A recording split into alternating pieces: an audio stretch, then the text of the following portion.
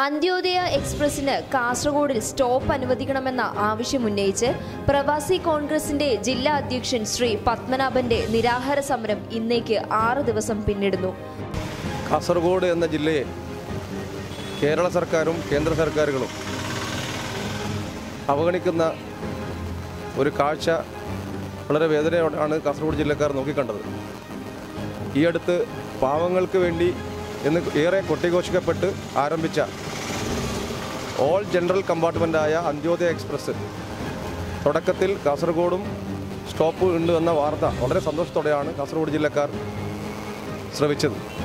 എന്നാൽ ട്രെയിൻ ആരംഭിച്ചപ്പോൾ കാസർഗോഡ് ജില്ലയെ മനഃപൂർവ്വം ഒഴിവാക്കുകയും മംഗലാപുരത്ത് നിന്ന് ആരംഭിക്കുന്ന ഈ ട്രെയിൻ കണ്ണൂർ മാത്രമായി സ്റ്റോപ്പ് നിജപ്പെടുത്തുകയും ചെയ്ത വളരെ ദുഃഖിപ്പിക്കുന്ന ഒരു സംഭവത്തിൽ പ്രതിഷേധിച്ചും പൊതുവേ റെയിൽവേ കാസർഗോഡ് ജില്ലയോട് കാണിക്കുന്ന അവഗണനയ്ക്കും എതിരെ പ്രതിഷേധിച്ചുമാണ് ഞാൻ ഇന്ത്യൻ നാഷണൽ കോൺഗ്രസിൻ്റെ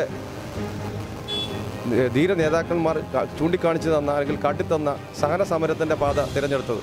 പൊതുസമൂഹത്തിന്റെ സൗകര്യങ്ങളും വികസന പ്രവർത്തനങ്ങളും യഥാവിധി നടപ്പിൽ വരുത്തുന്നതിനു വേണ്ടി നിയോഗിക്കപ്പെട്ടവരും നിലകൊള്ളുന്നവരും കേവലം പ്രസ്താവനകളും കണ്ണിൽ പൊടിയിടാനുള്ള പ്രകടനങ്ങളും നടത്തി കർത്തവ്യം അവസാനിപ്പിക്കുമ്പോൾ ആവശ്യം നേടിയെടുക്കാതെ പിന്മാറില്ലെന്ന ദൃഢനിശ്ചയത്തോടെ ഗാന്ധിയൻ സമരമാർഗത്തിൽ ഉറച്ചുനിന്ന് കാസർഗോഡിലെ പൊതുസമൂഹത്തിനു വേണ്ടി ഒറ്റയ്ക്ക് പോരാടുന്ന ശ്രീ പത്മനാഭൻ വേറിട്ട ശബ്ദമായി മാറുന്നു.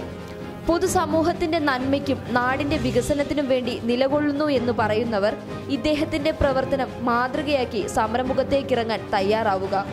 കാസർഗോഡ് ജില്ലയ്ക്ക് എന്നും ഇല്ലായ്മയുടെയും പോരായ്മയുടെയും കഥകൾ മാത്രം പറയേണ്ടി വന്നത് മുന്നിൽ നിന്ന് നയിച്ചവരുടെ പോരായ്മയാണെന്ന യാഥാർത്ഥ്യം തിരിച്ചറിഞ്ഞ് പ്രവർത്തിക്കാൻ നേതാക്കൾ തയ്യാറായാൽ അവർക്കൊപ്പം ഈ മണ്ണിലെ പൊതുസമൂഹം ഒന്നായി അണിനിരക്കുമെന്നതിൽ 2 തർക്കം വേണ്ട. പബ്ലിക് കേരള.